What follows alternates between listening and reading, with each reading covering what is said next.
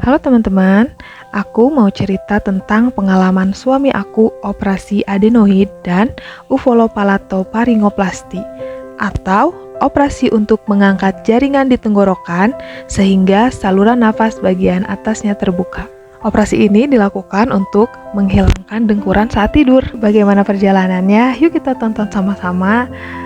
Kalau nanti teman-teman ada pertanyaan, teman-teman juga boleh DM ke Instagram aku atau link di bawah ini. Berawal dari tanggal 18 Januari 2025, kita memutuskan untuk ke dokter syaraf atau neurologis karena suami mengeluh sakit kepala yang lebih hebat dari sebelumnya. Karena ini terjadi sudah sangat lama dari beliau SMA. Setelah konsultasi, kita diberikan saran oleh dokter untuk melakukan pemeriksaan lanjutan yaitu MRI brain. Tanggal 25 Januari 2025 kita melakukan MRI. MRI-nya itu sekitar 90 menit. Menurut suami aku, MRI itu rasanya nggak nyaman aja di telinga. 90 menit yang lumayan lama itu aku ditemenin sama anak pertama aku. Halo Aska. Sekitar 1 minggu hasilnya keluar. Qadarullah, hasilnya pembuluh darah di sebelah kiri lebih kecil dibanding sebelah kanan. Lalu kita disarankan untuk melakukan pemeriksaan DSA, Digital Subtraction Angiography, atau prosedur radiologi yang digunakan untuk melihat pembuluh darah secara detail. Dikarenakan pemeriksaan ini menggunakan zat kontras dan sinar X, kita menunda dulu melakukan pemeriksaan ini dan memutuskan untuk berkonsultasi ke dokter THT. Karena aku rasa suami aku juga mendengkur saat tidur yang memungkinkan mengurangi suplai oksigen saat tidur. Tanggal 5 Februari, kita melakukan pemeriksaan di dokter THT. Dengan menggunakan endoskopi, dokter memeriksa telinga, hidung, dan tenggorokan. Dari hasil pemeriksaan, dokter mengatakan bahwa adenoidnya besar, juga uvulonya itu kendur yang menyebabkan tidur mendengkur.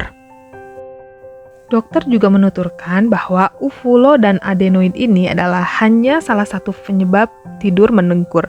Masih banyak faktor lain yang menyebabkan tidur mendengkur. Ada beberapa faktor lain yang disebut dengan obstructive sleep apnea atau saluran nafasnya bermasalah atau central sleep apnea atau otak kurang memberikan perintah untuk tidur tenang. Untuk itu, dokter menyarankan kita untuk melakukan sleep test agar diketahui tipe dan grade mana yang sedang dialami. Pada tanggal 20 Februari, suami melakukan sleep test di rumah sakit. Sleep test dilaksanakan dari jam 7 malam sampai jam 7 pagi. 1 minggu kemudian hasilnya keluar, lalu kita konsultasi lagi ke dokter. Dan hasilnya qadarullah tingkat keparahan sleep apnea-nya itu berat. Setelah berkonsultasi ke dokter, kita direkomendasikan untuk segera melakukan operasi adenoid dan uvulopalatopharyngoplasty. Dikarenakan sleep apnea itu memengaruhi kesehatan tubuh. Di antaranya sering sakit kepala, rasa kering saat bangun tidur, dan gangguan-gangguan tidur lainnya seperti gambar berikut. Akhirnya, hari yang ditunggu-tunggu dan mendebarkan itu tiba. Tanggal 12 Maret, operasi ini dilaksanakan. Sebelum melaksanakan operasi, kita melakukan beberapa tes, yaitu swab test, EKG, ronsen, juga cek darah.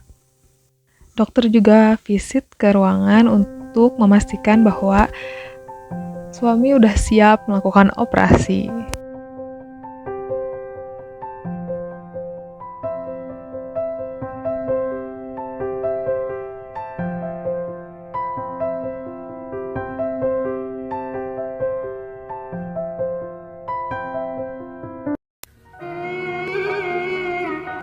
Ya Allah, saat ini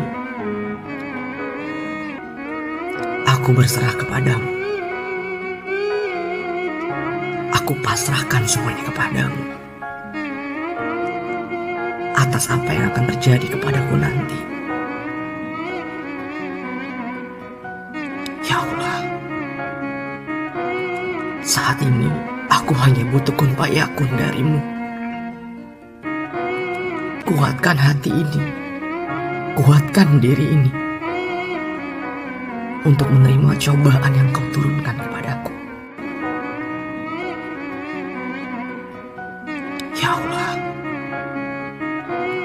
sabarkan hati ini untuk menerima dan menjalani semua ujian yang kau berikan kepadaku, ya Allah.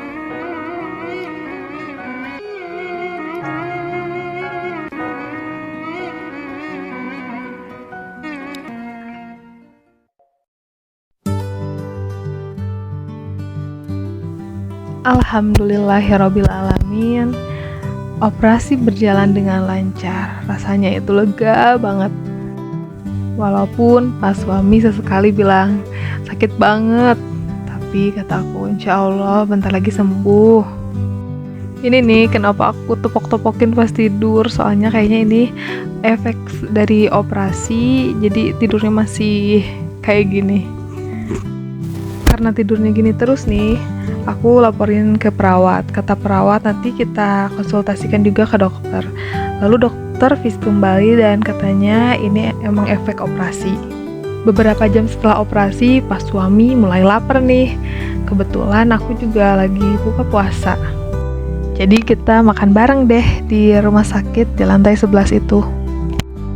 Keesokan harinya suami sudah lebih baik dari kemarin, tapi makannya masih yang saring dan lembut juga dingin.